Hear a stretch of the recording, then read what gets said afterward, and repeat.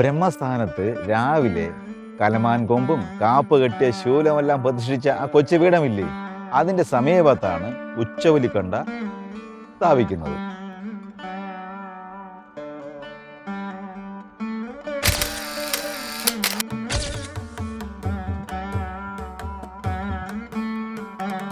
ഉച്ചവലിക്കൊണ്ട അവിടെ സ്ഥാപിച്ചതിന് ശേഷം ഉച്ചവലി ചെയ്ത പ്രധാന വാത്തി ശൂലം കൊണ്ട് 3 തവണ ഇവിടേക്ക് ചാണ്ടുന്നു.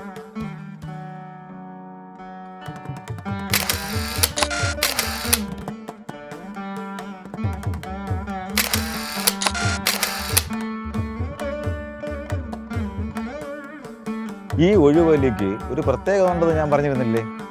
അതായത് ഈ ഉച്ചവലിക്കൊണ്ട ഉത്സവത്തിൻ്റെ അവസാന ദിവസം വരെ ഇവിടെ സംരക്ഷിക്കപ്പെടും.